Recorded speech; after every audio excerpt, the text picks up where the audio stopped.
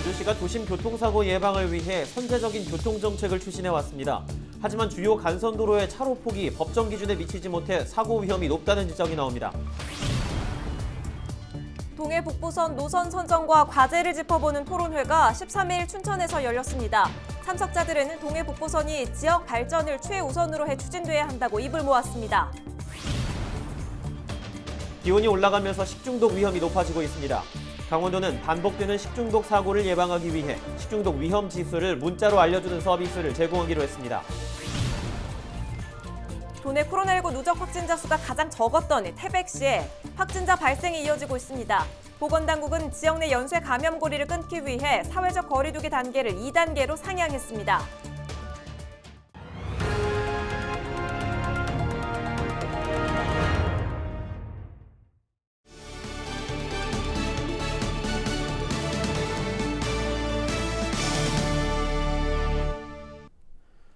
시청자 여러분 안녕하십니까? 헬로티비 강원 뉴스입니다. 유라시아 진출을 위한 시작점, 바로 동해 북부선입니다. 하지만 사업이 본격화되면서 역사 위치와 노선에 대한 의견이 분분해지면서 지역의 뜨거운 감자로 떠오르고 있는데요. 지역 발전을 위한 동해 북부선 노선 선정과 과제를 주제로 한 토론회가 13일 열렸습니다. 장진철 기자가 보도합니다. 동부가 물류 중심지 도약을 위해 추진 중인 강릉부터 고성 제진 간 동해 북부선 철도. 오는 2027년 완공을 목표로 사업이 속속 진행되고 있습니다. 총 구간 111.7km, 사업비만 2조 8천억 원에 달합니다. 총 9개 구간 중 7개 구간은 12월 착공을 앞두고 있습니다. 문제는 노선입니다. 강릉은 도심 구간 지하화를 놓고 찬반이 뚜렷하게 갈리고 있습니다. 동해북부선은 물류 운송을 위한 노선인 만큼 지하화된다면 물류 운송에 제약이 많습니다. 이에 현재 강릉역이 아닌 구정면 소재 남강릉 일원에 KTX와 동해선 철도 통합역사 설치가 대안으로 제시됐습니다. 양양과 속초 역시 도심을 관통하는 노선으로 추진되고 있는 상황. 도심을 관통하면 접근성은 높아지는 반면 지역 발전을 저해하게 된다는 단점이 있습니다. 또 추후 복선화를 위해서는 도심 관통보다는 외곽을 통과하는 노선이 적합하다는 목소리도 나오고 있습니다. 시내를 지하 2층으로 단선으로 가져 들어온다. 이건 앞으로 복선화 안 됩니다. 속초 같은 경우에도 시내를 관통하게 되면 이건 복선화가 안 돼요. 양양도 마찬가지고. 그렇다 그러면은 결국은 동해 북부선은 활용도가 많이 떨어질 것이다. 촘촘한 철도망 구축을 위해 도내 다른 철도 노선과의 연계 부분도 배제할 수 없습니다. 동해 북부선이 먼저 확정이 되고 얼마 전에 4차 국가철도망 계획이 반영이 됐습니다. 그러니까 철도는 네트워크인데 이 동해 북부선이 따로 선정됐다는 느낌이 들어서 지금 지역 입장에서는 뭐 노선이라든가 역사 입지가 불합리하지 않은 이런 의견들이 나오고 있는데, 한정된 예산에 효과를 극대화하기 위해서는 지역 발전을 염두한 노선안 마련이 필요한 상황. 이번 동해북부선 노선 선정과 과제를 주제로 진행된 강원 지역 현안 토론회의 자세한 내용은 LG 헬로비전 지역 채널을 통해 확인할 수 있습니다. 헬로티비 뉴스 장진철입니다. 도내 코로나19 신규 확진자가 나흘 연속 두 자릿수를 기록하고 있습니다.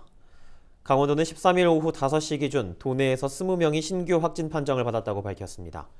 특히 강릉과 태백에 이어 속초와 춘천, 삼척 등에서도 신규 확진자가 발생하면서 도내 누적 확진자는 2,897명으로 늘었습니다.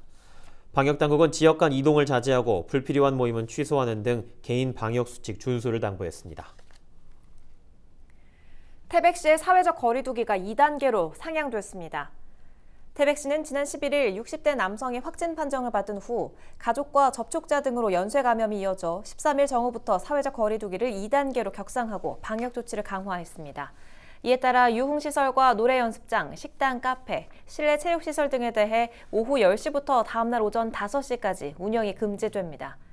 태백시는 지역 내 확산을 막기 위해 당분간 체육과 문화, 관광 등의 공공시설도 임시 휴관하고 5일장도 휴장하도록 했습니다. 12일 강릉경찰서가 말다툼 중 동거녀를 흉기로 찔러 숨지게 한 50대 남성 A씨를 구속했습니다. A씨는 지난 7일 오후 10시 30분쯤 강릉시 유천동의 한 아파트에서 동거녀 B씨와 말다툼을 벌이다 흉기로 찔러 숨지게 한 혐의를 받고 있습니다. 경찰은 A씨를 기소 의견으로 검찰에 송치할 예정입니다.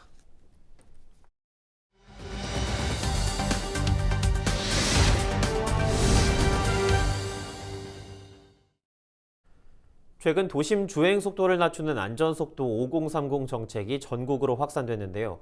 원주시는 이보다도 앞서 관련 정책을 도입했습니다. 늘어나는 시내 교통사고 발생을 줄이기 위함인데요.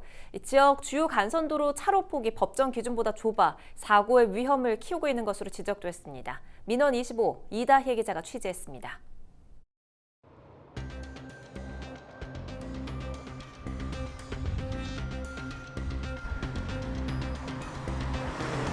좌회전하려고 들어가다 보면 저쪽 차선을 물어야지만이 넓힐 수 있으면 최대한 넓혀주는 게 낫죠. 도로 표본에 2,700 이만큼은 돼야 되는데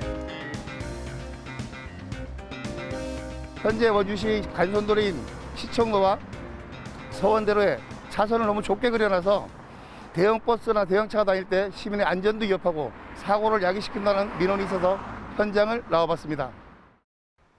문제가 되고 있는 원주의 한 도로입니다. 주거 밀집 지역이고 치앙예술관과 치악체육관 등의 문화시설이 집중돼 항상 차량 통행이 많은 곳입니다.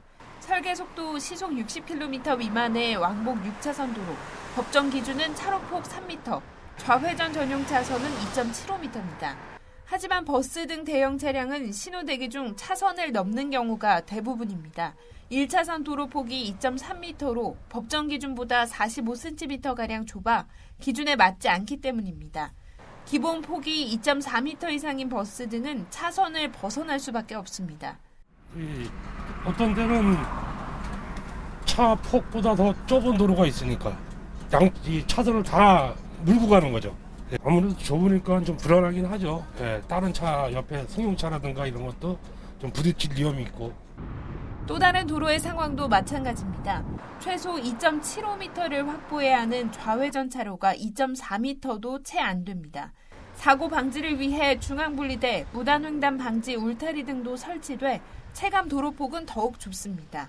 차들이 자기 차선으로 안 가고 그게 한쪽으로 자꾸 몰리게 돼요. 그러면 괜히 크락션 눌리게 되고 큰 차들 옆으로 지나갈 때는 그 차들이 워낙 폭이 넓으니까 우리가 자꾸 비켜갈 수밖에 없잖아. 그런 거는 있어요. 원주 종합경기장 3거리의 좌회전 차선 폭 역시 2.3m에 불과합니다. 25톤 덤프트럭의 폭이 평균 2.5m 정도인 것을 감안하면 차 폭보다도 도로가 좁습니다. 제보를 통해 발견된 곳만 시청로, 서원대로, 북원로 등 5곳에 달합니다. 도시가 팽창하면서 늘어난 통행량을 감당하기 위해 한정된 도로에 차로 수만 늘리다 보니 벌어진 상황입니다. 가로수 등 조경 공간이 차지하는 면적 때문에 도로가 좁아진 경우도 있습니다. 시청로 부분은 약간 이제 애초에 도로 용량을 계산할 때 이렇게 기존 그 도로 3차로 이제 왕복 6차로를 만들어 놨는데요. 그건 중앙에 화단도 있고 이제 여러 가지 어려운 점이 있어서 거기는 그 기준에 맞게끔 안전하게 하지는 못하지만 최대한 차선을 조정해서 도로는 비좁은데 점점 늘어나는 차량으로 운전자의 불편과 사고 위험을 가중시키는 상황. 선이라든 교통정책의 도입도 필요하지만 기존에 문제점이 있는 곳을 먼저 해결하는 것도 필요합니다. 원주시에서는 세밀한 현장 조사를 거쳐서 법 기준에 맞는 차로폭 개선을 해주시길 기대합니다. 헬로티비 뉴스 이다희입니다.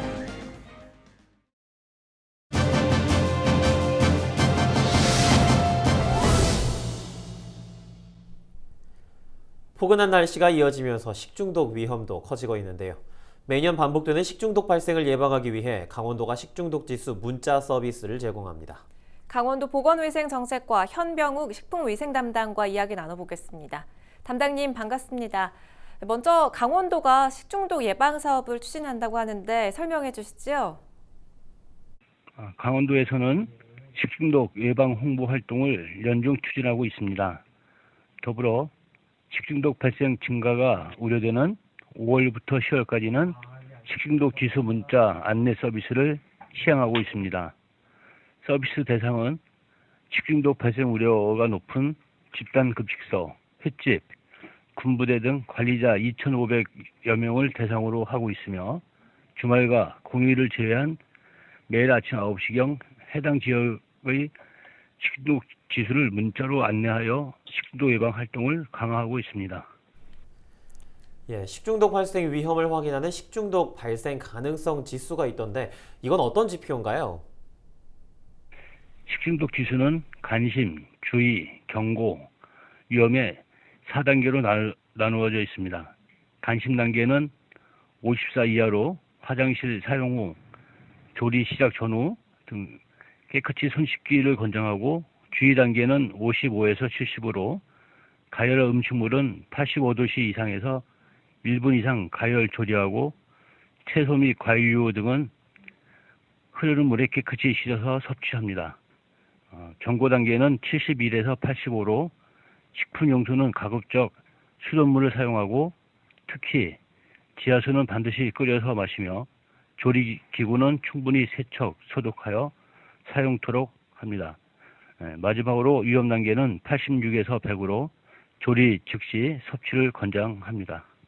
식중독 지수 기준은 식품의약품안전처의 식중독 확진 건수를 기반으로 기상 관측 정보인 기온, 체조 기온, 습도를 관계식에 모델링하여 지역별 식중독 지수를 숫자로 알려드립니다.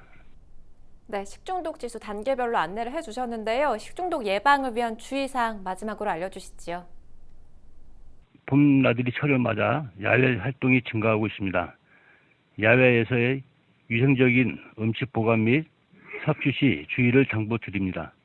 더불어 손 씻기, 음식 익혀 먹기, 물 끓여 마시기, 칼 도마는 육류, 채소용으로 따로 쓰기, 식재료 깨끗이 세척하기, 냉장고 보관 온도 지키기, 식중독 6대 예방 수칙을 지켜주실 것을 당부드리며, 도에서는 식중독 예방 홍보 활동을 지속 추진하여 도민에게 안전한 식품이 제공되도록 관리에 최선의 노력을 다하겠습니다. 예, 알겠습니다. 오늘 말씀 고맙습니다. 지금까지 강원도 보건위생정책과 현병욱 식품위생 담당과 이야기 나눠봤습니다.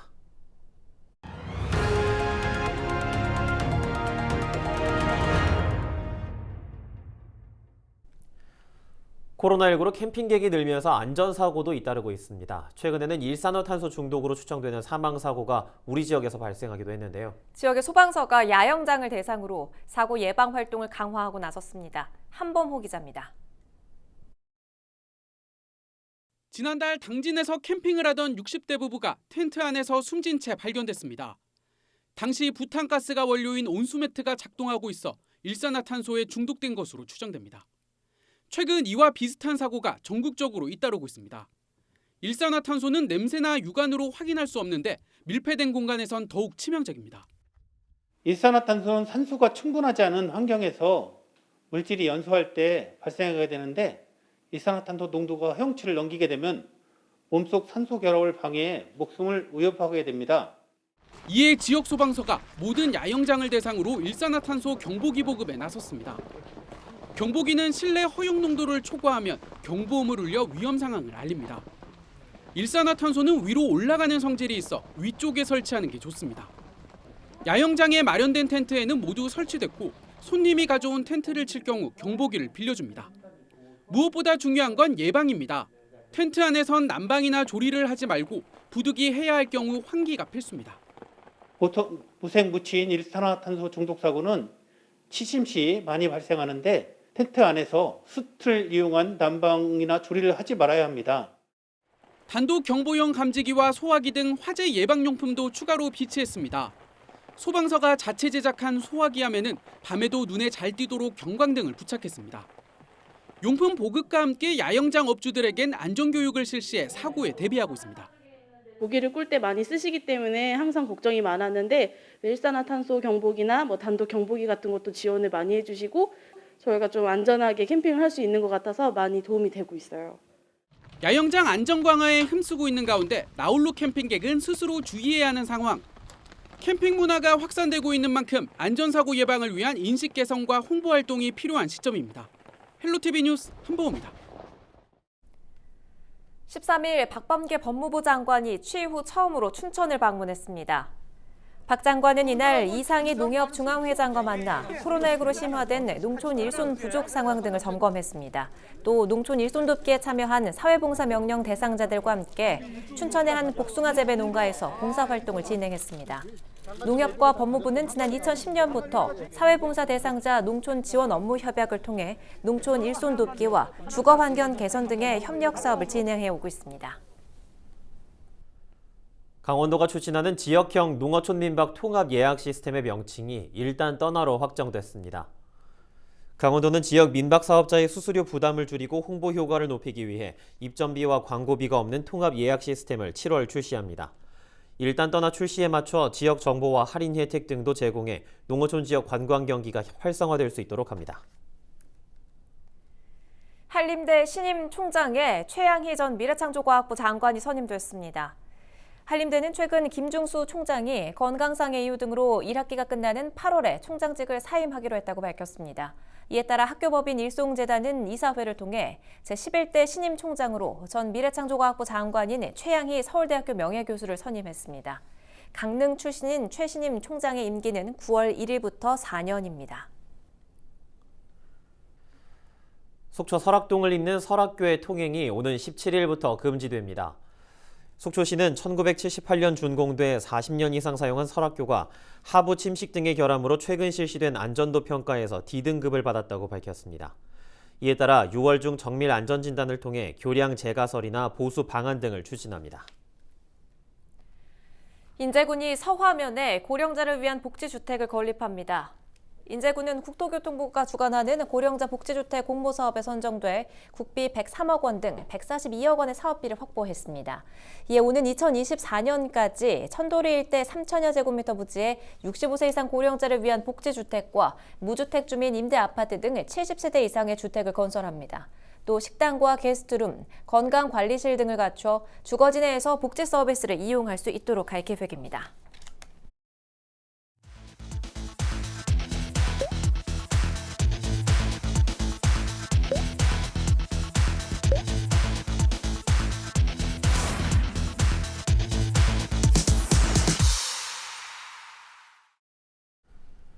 코로나19가 지속되는 상황에도 영월군의 관광객이 증가했습니다.